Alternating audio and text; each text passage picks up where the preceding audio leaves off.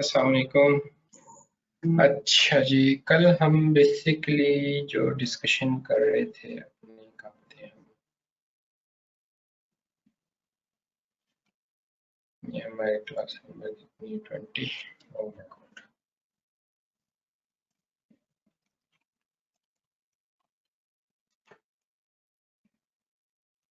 कल बेसिकली हमारी डिस्कशन चल रही थी वर्चुअल मशीन अवेलेबिलिटी की।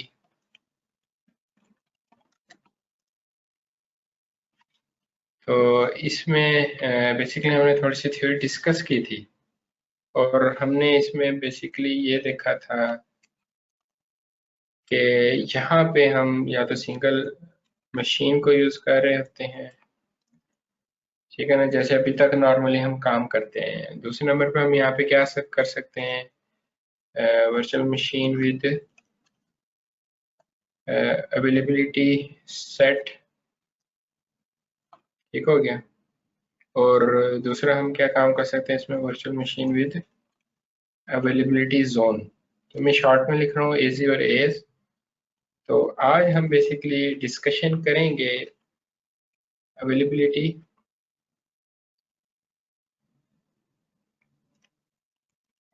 सेट की, पहले डिस्कशन करेंगे, ठीक हो गया।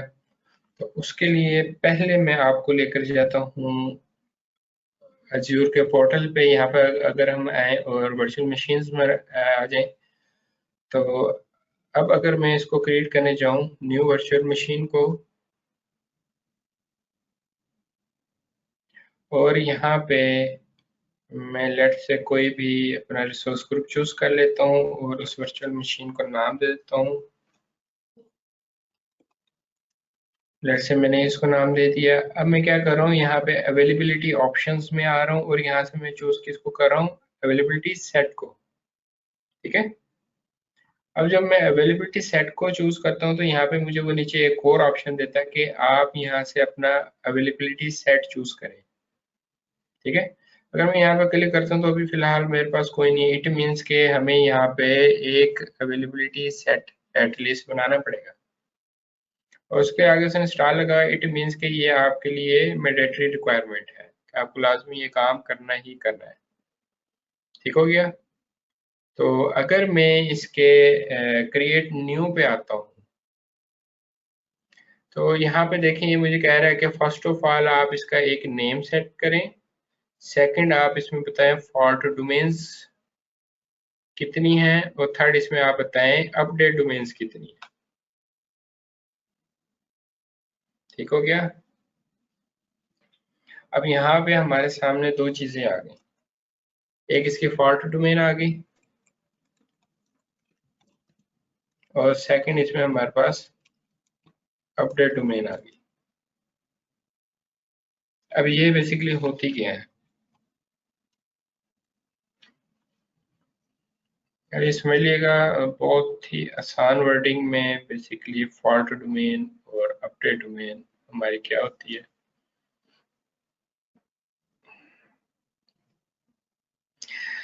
जो भी आपके पास जब आप कोई वर्चुअल मशीन बनाते हैं तो मैंने आपको बताया था कि वहां पे हमारे पास डिफरेंट, यहाँ पे मैं लिख देता हूँ बेसिकली, इसको ब्लू में कर देते हैं।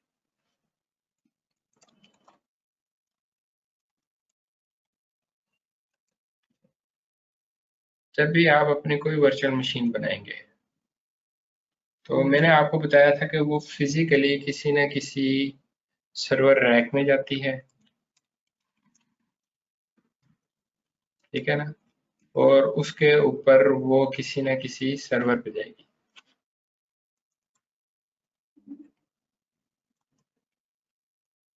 ये आपका क्या होगा, फिजिकल सर्वर होगा, क्लियर है। तो जो बेसिकली यहाँ पे आपके पास सर्वर रैक होगा, लेट से ये हमारे पास एक सर्वर रैक है जिसमें हमारे पास मल्टीपल सर्वर लगे हुए हैं अज्यूर के डाटा सेंटर में। तो ये जो हमारे पास सर्वर रैक है ये एक है, इसको हम क्या बोलेंगे, सर्वर रैक। ये जो सर्वर रैक होता है इसको माइक्रोसॉफ्ट कहता है ये बेसिकली क्या, हमारे फॉल्ट डोमेन है, क्लियर है। और इसके अंदर हमारे पास डिफरेंट सर्वर्स लगे हुए हैं।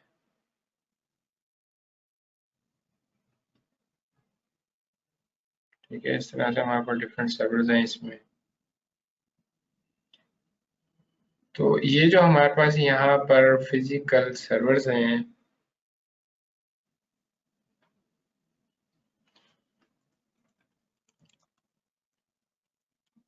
ये बेसिकली क्या है मेरे पास यहाँ पर, इसको हम बोलेंगे अपडेट डोमेन।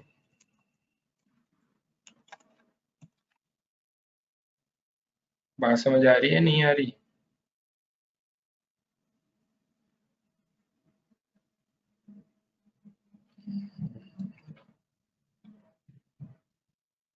उसने हाइड कर दिया इसको।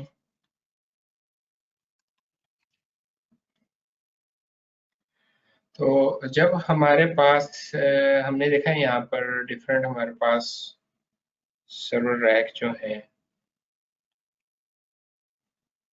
लेट्स सी मेरे पास आ गया एक और सर्वर रैक, और इसके बाद मेरे पास ये एक और सर्वर रैक आ गया।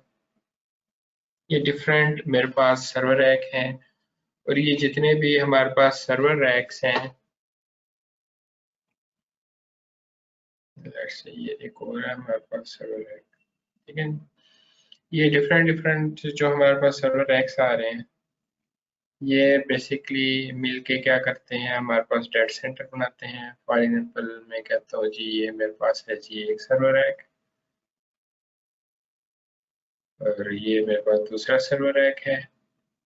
ये क्या है जी, ये मिलके डेटा सेंटर बना रहे हैं एक, जो कि हमारे पास क्या है, फिजिकल डेटा सेंटर होता है माइक्रोसॉफ्ट का।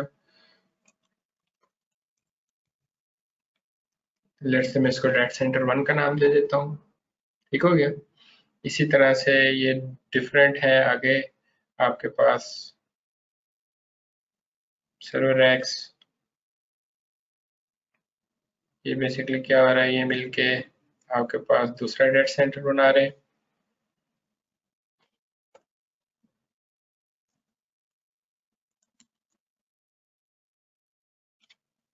और लेट्स से इसी तरह से हमारे पास यहाँ पे और हैं सर्वर रैक्स, वो मिलके हमारे पास क्या कर रहे हैं, एक और डेटा सेंटर बना रहे हैं।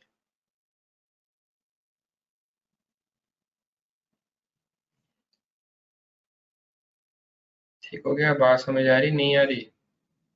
अगर कोई चीज ना समझ आए पूछ लेना है।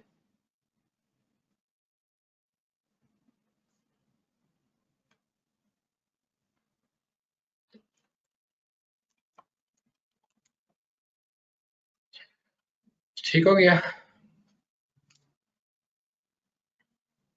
अब ये बेसिकली जो डेटा सेंटर्स मैंने लिखे हैं, ये हमारे पास क्या है, ये हमारे पास बेसिकली मिलके बना रहे होते हैं। आप कह लें ये हमारे पास,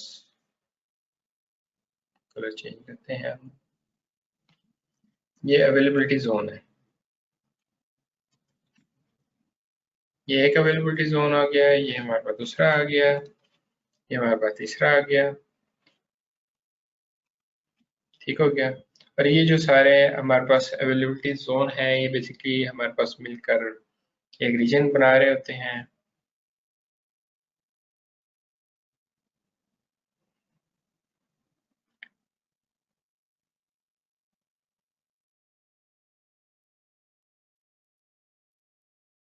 हमारे पास दूसरा आ गया, और ये हमारे पास तीसरा आ गया। तो ये क्या करेंगे हमारे पास मिलकर,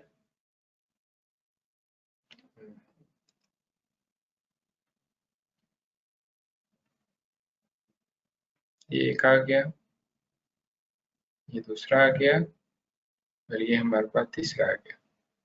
ये बेसिकली क्या कर रहे हैं जी, सारे के सारे मिलकर एक हमारे पास रीजन बना रहे हैं। बेसिकली इस तरह से अगर हम पिक्टोरियल इसकी डायग्राम की बात करें, तो इस तरह से हमारी ये डायग्राम बन रही होती है। और फिर डिफरेंट हमारे पास जैसे रीजन होते हैं, लेट्स से हमारे पास रीजन 1 है, रीजन 2 है, वो सारे रीजन मिलके क्या करेंगे, हमारे पास एक जियोग्राफी बना देंगे। ठीक हो गया। तो अभी हम सिंपल बात करें यहाँ पे फॉल्ट डोमेन की और अपडेट डोमेन की, तो उसमें अगर हम बात करें, तो जो हमारे पास यहाँ पे रैक होते हैं उसको हम फॉल्ट डोमेन कहते हैं, और जो हमारे पास यहाँ पे फिजिकल सर्वर से लगे होते हैं उसको हम अपडेट डोमेन कह रहे होते हैं। अच्छा जी, तो जैसे कि हम यहाँ पर थे अवेलेबिलिटी सेट में, कि इसमें हमें बेसिकली क्या काम करना पड़ता है, अवेलेबिलिटी सेट क्रिएट करना पड़ता है। तो आप अगर यहाँ पर आए तो यहाँ पे आपको उसको एक नेम देना है। लेट्स से मैं उसको नाम देता हूँ माई ईस्ट सेट वन, कोई भी आप जो नाम देना चाह रहे हो दे दें। तो यहाँ पे अगर हम बात करें फॉल्ट डोमेन की, तो अब आप जब यहाँ पे कोई एक अवेलेबिलिटी सेट क्रिएट करते हैं तो मैक्सिमम आप उसमें 3 फॉल्ट डोमेन्स क्रिएट कर सकते हैं। ठीक है। सिमिलरली अगर हम अपडेट डोमेन की बात करें तो आप इसमें मैक्सिमम 20 अपडेट डोमेन्स इसमें बना सकते हैं एक अवेलेबिलिटी सेट के अंदर। ठीक हो गया। इसका क्या मतलब है कि वो क्या करेगा, आपके जो यहाँ पे अगर हम बात करें, अच्छा जी, तो मैं आपको ये बता रहा था कि जब भी हम कोई इसमें अवेलेबिलिटी सेट क्रिएट करने जाते हैं तो एक अवेलेबिलिटी सेट में हम मैक्सिमम 3 फॉल्ट डोमेन और 20 अपडेट डोमेन्स बना सकते हैं। ठीक हो गया। तो ये बेसिकली क्या करेगा, जितने हम उसमें फॉल्ट डोमेन ऐड करेंगे मींस के हम उसको 2 डिफरेंट रैंक्स एलोकेट कर रहे हैं। ठीक है ना।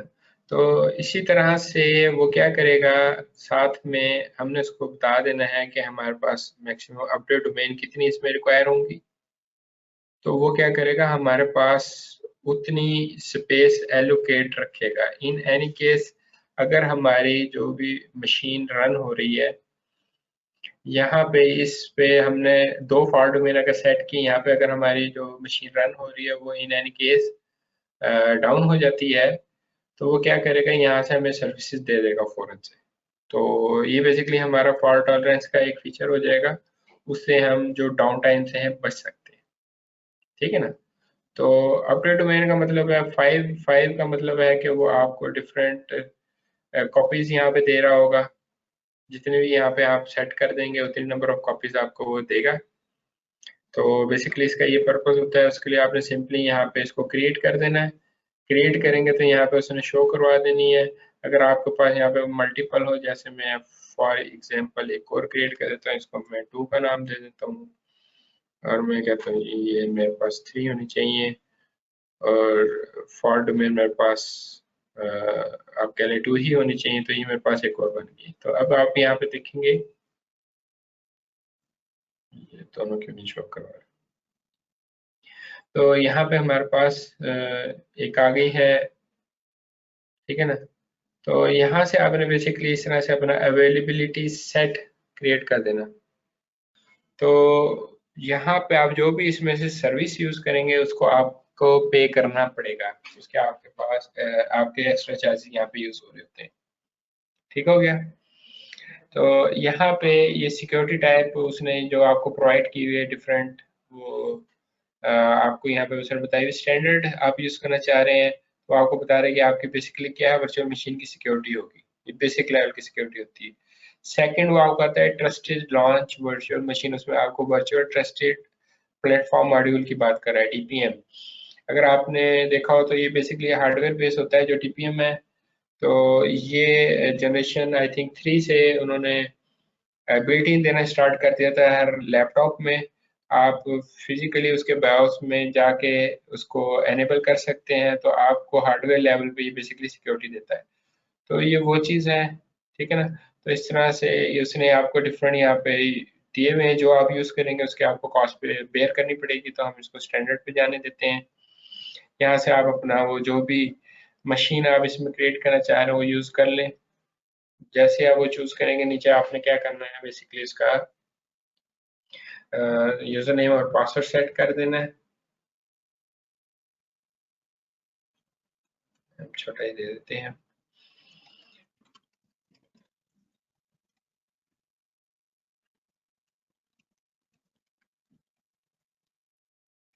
ठीक है जी।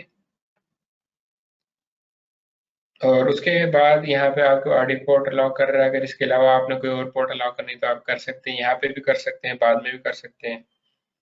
उसके बाद ये नीचे आपको लाइसेंस का बता रहा है कि अगर आपके पास लाइसेंस है तो इसको चेक कर दें, अदरवाइज नहीं है तो इसको अनचेक रहने दें। मास्टर जीरो आपको लाइसेंस इसमें ऐड करके देगा, नेक्स्ट कर देंगे। ये बाकी स्टोरेज की चीज़ें और नेटवर्क की चीज़ें ये भी हमने डिस्कस नहीं करनी, ये इन फ्यूचर हम डिस्कस करेंगे। ठीक हो गया। और ये सारी की सारी चीज़ें आ गई। टैग हमने नहीं देने, और क्रिएट, व्यू एंड क्रिएट पे जाते हैं। इस बार ये वैलिडेट करेगा और इसको क्रिएट करके दे देगा।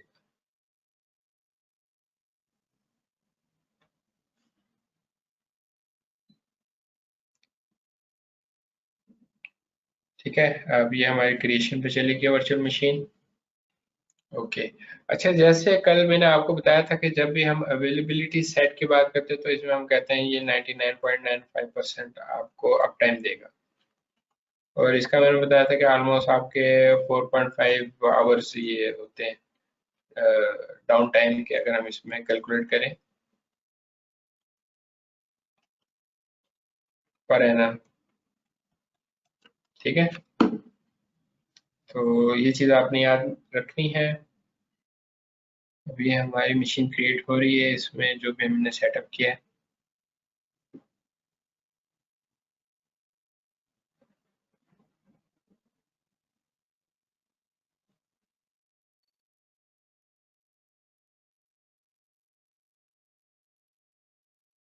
तो ये हमारी क्रिएट हो गई है, अब हम उसको एक्सेस कर सकते हैं जैसे भी हम करना चाहें। ठीक है ना। तो ये बेसिकली क्या हुआ, हमारी उस स्पेसिफिक जो भी हमने इसमें अवेलेबिलिटी सेट क्रिएट किया है उसके अंदर उसने हमें ये बना के मशीन दी है। ठीक है, इसका एक तो आपको ये बेनिफिट हो जाएगा। दूसरा, अगर आप इसमें बात करें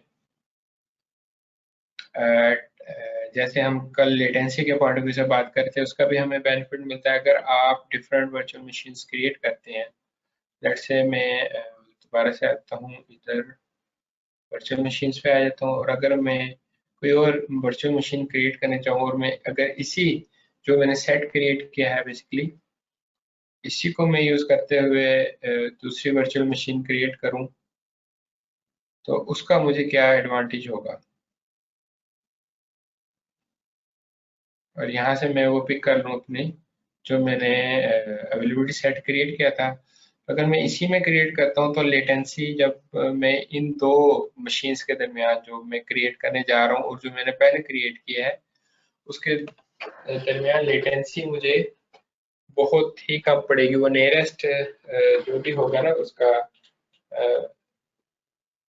रैक या सर्वर, उसके अंदर मुझे वो क्रिएट करके देगा उस मशीन को, तो वहां से मैं लेटेंसी के इश्यूज से भी बच सकता हूँ। ये भी मुझे एक एडवांटेज हो जाता है इसमें। क्लियर है। अब इसमें मेन प्रॉब्लम ये है, देखिए ऊपर मैंने इसलिए ये चीजें लिखी हैं कि ये हमारा AZ1 है और ये डाटा सेंटर 1 है, और इसी के अंदर हमारे ये जो भी नियरेस्ट रैक होगा उसको वो हमें एलोकेट करेगा, और उस इन दोनों के दरमियान बेसिकली हमारी सारी सारी कम्युनिकेशन होगी। ठीक है ना, ये देख रहे हैं, चांसेस है ना हमारा ये जोन पूरा का पूरा डाउन हो जाए। तो अब हमारे सामने एक प्रॉब्लम ये आ गई, एक यूज केस ये आ गया कि हमने क्या किया, डाउन टाइम से बचने के लिए हमने इसको एक्स्ट्रा पे किया, और उसमें हमें क्या बेनिफिट मिला, दूसरे उसने सर्वर पे हमें उसका एक रेप्लिका दे दिया या कॉपी दे दी। ठीक हो गया। अब अगर हमारा ये हम देख रहे हैं जैसे कि ये जो दो हमारे पास रैक्स हैं वो एक डाटा सेंटर में और ये आपका डाटा सेंटर एक अवेलेबिलिटी जोन में है। अब पूरा का पूरा हमारा जोन डाउन हो सकता है। उस केस में हम क्या करेंगे, उस केस में फिर यहाँ पे माइक्रोसॉफ्ट हमें एक ऑप्शन देता है जिसको हम अवेलेबिलिटी जोन की नाम देते हैं।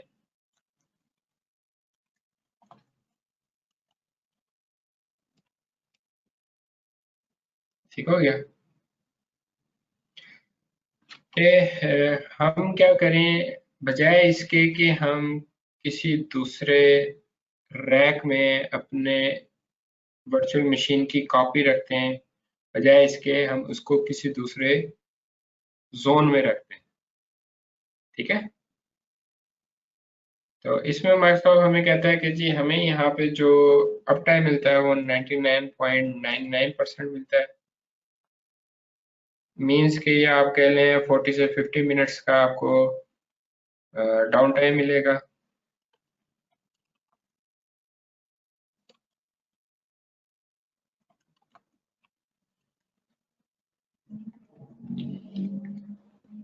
तो हम ये देख लेते हैं अब ये हमने काम कैसे करना है कि हम अगर इसकी बात करें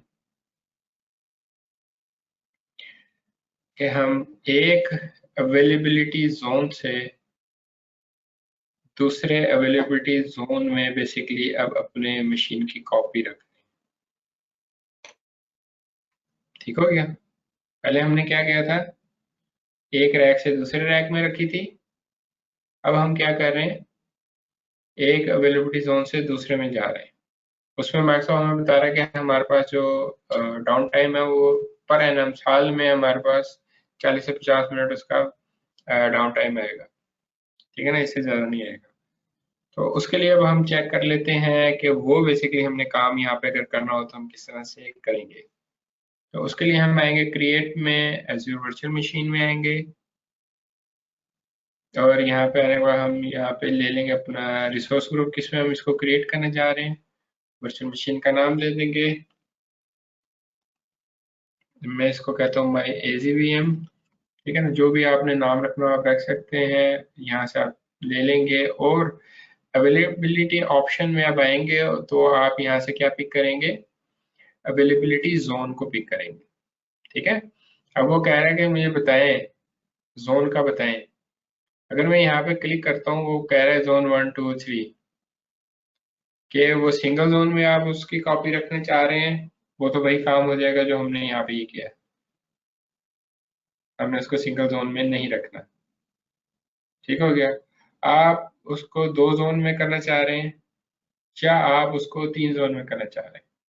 ठीक है, जिस रीजन को यहाँ पे हम चूज करेंगे उसमें टोटल नंबर ऑफ जोन जितने होंगे सारे के सारे यहाँ पे आपको वो अवेलेबिलिटी जोन में दिखाएगा।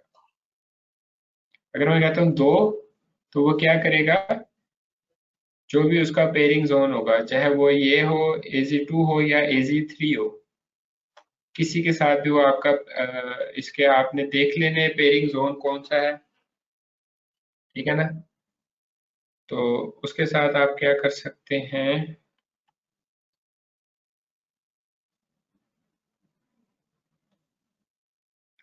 ये आपका आ गया एक जोन।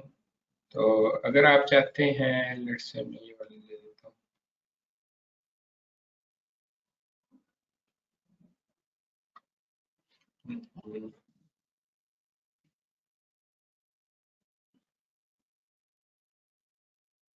ठीक है, तो वो आपको बता देगा कि वो इसकी पेयरिंग किसके साथ है, AZ1 की AZ3 के साथ है या 2 के साथ है, किसके साथ है। तो वो बेसिकली क्या करेगा, आपके अगर आप यहाँ से 2 चूज करते हैं तो इसकी एक कॉपी यहाँ पे होगी, एक यहाँ पे होगी। ठीक है, अगर आप 3 चूज कर लेते हैं तो हर जोन में वो आपकी क्या करेगा, एक कॉपी रख देगा। ठीक है, ये अप टू यू, आप यहाँ से 3 ले लें।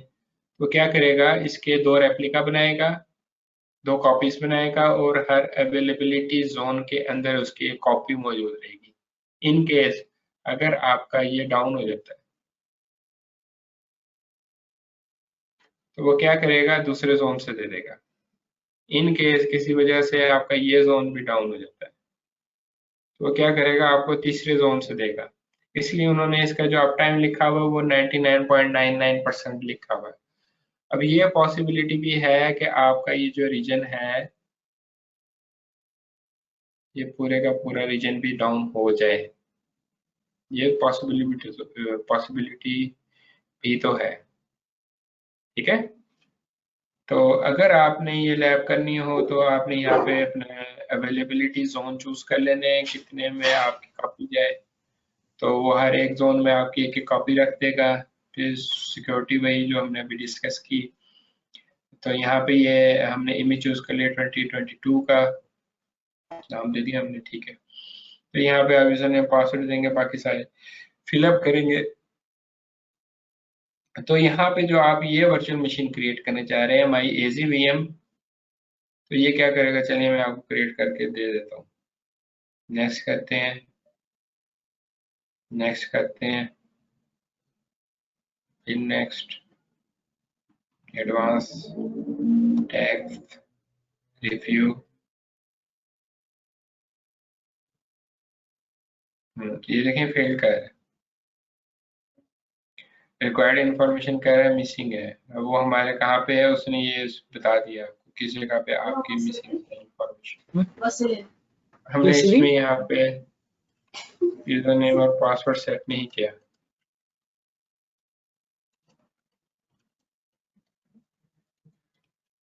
ठीक हो गया। अब हम जाते हैं इसको रिव्यू प्लस क्रिएट पे। अभी हमें इसको क्रिएट करने देगा। अब ये जो हमारी वर्चुअल मशीन क्रिएट हो रही है, ये इसकी वो कॉपी रखेगा हर अवेलेबिलिटी जोन में। ठीक हो गया। तो इस तरह से आप बेसिकली अपने सारा डिजाइन बना रहे होते हैं और उसको लेकर चल रहे होते हैं।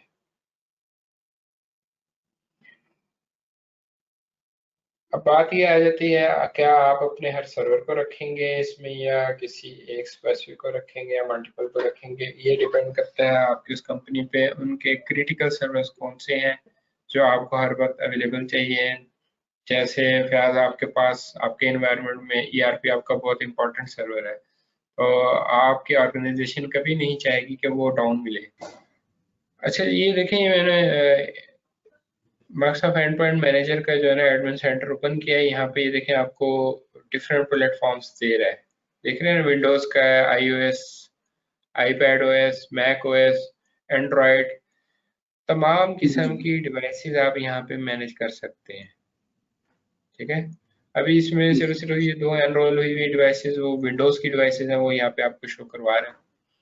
ये देखें, ये विंडोज 11 और ये मेरी वर्चुअल मशीन की है। अगर मैं इस पे आता हूँ तो ये आपको बताएगा कि ये बेसिकली VMware से आई हुई है यहाँ पे मशीन, दूसरी एज्योर से आई हुई है। ये देखें, VMware वर्चुअल प्लेटफॉर्म को आप यूज करते हुए आपने इस मशीन को यहाँ पे एनरोल किया हुआ है। यहाँ पे आपने इन मशीन्स पे इंस्टॉलेशन करनी हो किसी भी सॉफ्टवेयर की, वो यहाँ पे रहते हुए आप कर सकते हैं। ठीक है ना, उसके डिफरेंट मेथड्स हैं, तो वो सारे काम हो जाते हैं। अपने एंड्रॉयड डिवाइसेस को कंट्रोल कर सकते हैं, iOS डिवाइसेस को, जैसे आपके आईफोन्स हैं उनको आप यहाँ पे कंट्रोल कर सकते हैं। ठीक है ना, मैक आपके पास यूज हो रहा है, मैक ऑपरेटिंग सिस्टम या आई मैक वगैरह यूज हो रहे हैं, वो सारे के सारे आप यहाँ पे उन्हें कंट्रोल कर सकते हैं। चलें ठीक है, फिर इंशाल्लाह होती है नेक्स्ट क्लास में मुलाकात। इंशाल्लाह सर, थैंक यू सर। इसकी प्रैक्टिस क्लास में कर लिएगा। Okay, thank you. Okay, Allah Hafiz.